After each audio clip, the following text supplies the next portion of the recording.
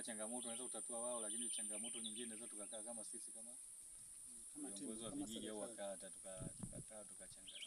Kuna ile moja ulisema nani, yani utayari wa kuja kushiriki kazi mpaka waone hela tani wamesha saini nini hilo na wewe una changamoto gani nyingine? Yani changamoto kwamba ni ipo hiyo. Na pia kwa wale ambao wao wanasema kwamba mpaka washike hela mkononi ndipo wafuatilie.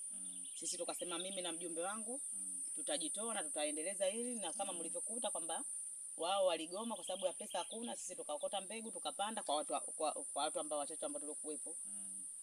Na wao wamekaa pembeni. Na hata juzi nilikutana na mjumbe mmoja nikawa nimemuelekeza kwamba kitalu umetususia. Jibu alionipa akatutupia makosa kwamba sisi mimi ni mwenyekiti na katibu ambao ni wa mtandao. Yani kwamba tuweki vikao na tukaelewesha kwamba tufanye zamu au vipo, kwa sababu kwamba ni kikosi kazi tuko watu 9. Na kama tuko watu 9 tunajua kwamba sisi tulifanya nini na inabidi kitalu kile kifuatiliwe hata kama tusipoitana vikao. Kwamba hata wao wana wajibu au wana majukumu ya kusema kwamba tukifanyaje tukifuatilie kile kitalu, kwa sababu ni kikosi cha watu 9. Wanaweza katoka watatu kule wakaanza kufuatilia, wakanipigia simu, na katoka watatu wa mtandango kafuatilia, wakanipigia simu, sisi tulienda. Yani ilikuwa haina sababu ya kusema kwamba tuwaambizana tufanyeje. Kwa sababu mimi majibu tu walionipa hayo kwamba hatuwezi kufuatilia mpaka nani, hatuwezi tukapanda au tukaokota mbegu kabla hatujapewa malipo. Kwa kweli walinivunja nguvu. Walinikatisha tamaa na walinivunja nguvu, na ndio maana unakuta kwamba muda mwingine hata ufuatiliaji kwamba namchukua mjumbe wangu tuondoke, na kwamba yule ambaye kiongozi wetu kama Mzee Sima nafikiri kwamba yeye yuko kwenye utayari kwamba tukimuelekeza bwana leo tunaenda, japokuwa si kingi lakini iko kidogo, kwamba tunashukuru anatusaidia kwenye mafuta na hata ila maji, kwamba dakika muda mwingine anafanyaje anatutumia.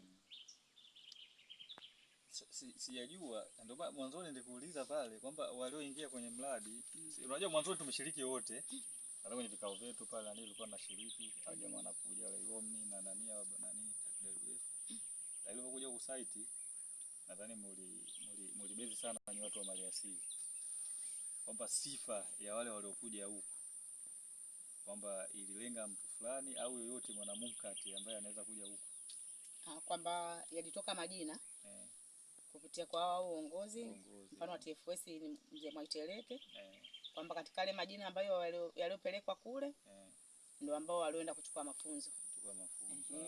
Kwamba jinsi ya kutengeneza viriba vinatengenezwa hivi, upandaji unafanywa hivi. Kwa hiyo tulikuwa kwenye mafunzo.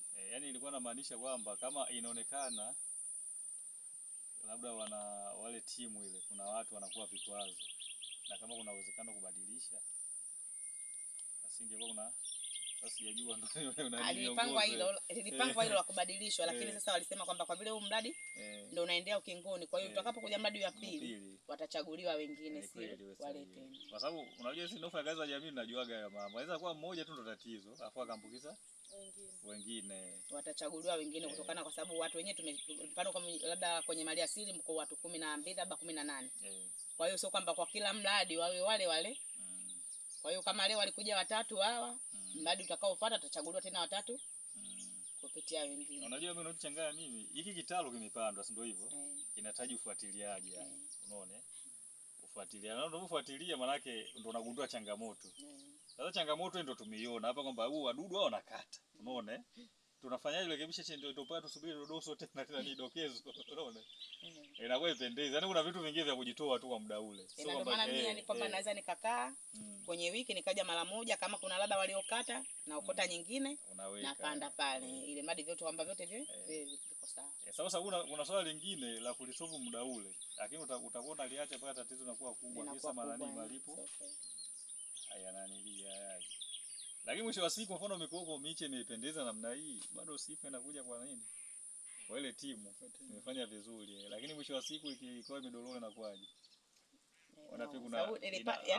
Hakuna sifa kwamba kuna sababu bwana tuichelewa malipo haiji, lakini inaonekana hii bwana inaonekana bwana hii usimamizi wenu umekuwa mbovu. Bila kupata lawama, kuna kipande hiki hapa tulipanda michu ambayo ni kadhaa tu. Michu hii hapa Kwa hiyo ilikuwa imetakiwa Dar es Salaam kutokana na nani kwenye uzinduzi. wa siku ya mikoko duniani au kwenye upandaji katika eneo lile ambalo liliwasilika, tukaenda kupanda Kilongawima. Kwa hiyo tulivyochukua hii hapa, japokuwa hawajanifika, lakini kuna baadhi ya wengine wanasema kwamba miti mimi tumepanda wote, lakini kwamba nilichukua jukumu peke yangu la kwenda kufanya kwenda kupanda. Lakini wakati huo kwamba tunakumbuka kwamba hii miti sawa ni ya kwetu na tulipanda sisi, lakini pia tulipanda kwa kushirikizwa na watu au ni mradi wa watu. Kwamba wao wanaposema kwamba tunahitaji hiki, siwezi mimi kutoa amri ya kusema kwamba msifanye. Wale sio wenyewe ndio wamewezesha kila kitu. Wao ndio waliowezesha, kwa hiyo wana haki ya kutoa hapa kupanda sehemu nyingine, ndio maana kikawekwa kitalu kwamba tupande kwa sehemu ambayo iliyokuwa hakuna kitu inachukuliwa inaenda kupandwa, sio kwamba labda kwa vile imepandwa hapa kwamba ndio itapandwa katika eneo hili tu, hapana. Unajua mimi nimekumbusha hilo kwamba changamoto namna kuna nili, kwa sababu kama kikundi kimeamua kijitolee kupanda miche, ina maana kuna watu wana tayari, yani kwamba wanaweza kufanya kitu bila kutegemea kuweka malipo mbele, unaona. Lakini sasa kuna watu ambao wamechaguliwa, wakasaminiwa, wakapewa mafunzo, bado wao ndio wanaanza kuwa kikwazo. Ina ndio baadhi ya wengi ambao kwamba waliokuwa wametoka hapa na kuweka kikundi kile ambacho cha Mwangaza. Ni wengi ambao ndio wapo kwenye kikundi hiki, kwenye kitalu hiki. Lakini kwamba wao wako tayari kuangalia kitalu cha kwao cha kikundi kuliko ni hiki ambacho tulicho